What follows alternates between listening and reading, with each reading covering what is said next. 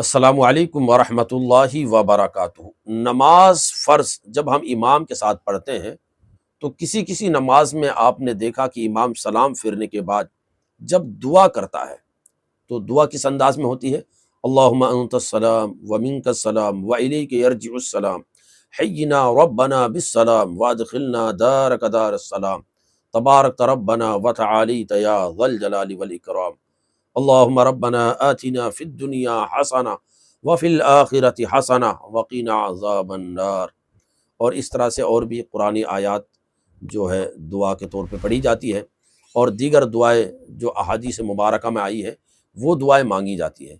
لیکن آخر میں جب دعا کو ختم کرنے کا وقت آتا ہے تو دعا کرتے کرتے کرتے کرتے کئی ایک نمازوں میں آپ نے دیکھا ہوگا کہ امام پھر کہتا ہے الفاتحہ، ہے نا؟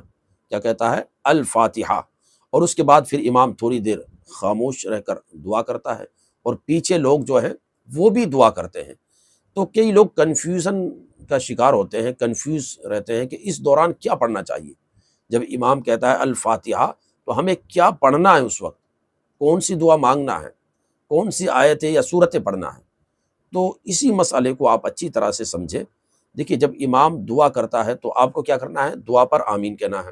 امام دعا کر رہا ہے، کوئی قرآن آیت پڑھ رہا ہے، کوئی احادیث میں جو دعا آ رہی ہیں وہ دعا مانگ رہا ہے، تو آپ آمین کہیے۔ آمین بھی ایک طریقے سے دعا ہی ہے نا؟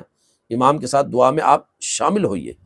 اور پھر جب امام کہتا ہے الفاتحہ تو اس کے بعد اعوذ باللہ من الشیطان الرجیم بسم اللہ الرحمن الرحیم پڑھ کر سورہ فاتحہ پڑھنا ہے۔ الحمدللہ رب العالمین الرحمن الرحیم مالک یوم الدین پوری۔ اور اگر وقت میں گنجائش ہے، امام اتنا وقت دے رہا ہے، تو آپ اس کے بعد 3 بار سورہ اخلاص بھی پڑھ لیں، قل هو اللہ احد والی سورت پڑھ لیں۔ اور پھر اس کے بعد جب امام آیت درود پڑھتا ہے ان اللہ و ملائکتہ یصلون علی النبی، تو آپ کو کیا کرنا ہے؟ اس کے بعد درود شریف پڑھنا ہے، اور پھر امام جو ہے دعا کو ختم کر دیتا ہے۔ تو یہ جو ہے جو پڑھا جاتا ہے الفاتحہ کے بعد وہ یہی پڑھا جاتا ہے۔ سورہ فاتحہ وقت ہو تو 3 بار سورہ اخلاص بھی پڑھ لیا جائے، اور نیت یہ ہوتی ہے کہ اس کا ثواب جو ہے رسول پاک صلی اللہ علیہ وسلم کی بارگاہ میں نظر ہے، اور حضور کے توسل سے تمام انبیاء، رسول، صحابہ اور تمام مومنین، مومنات اور کل امت مسلمہ کی ارواح کو ثواب پہنچانا۔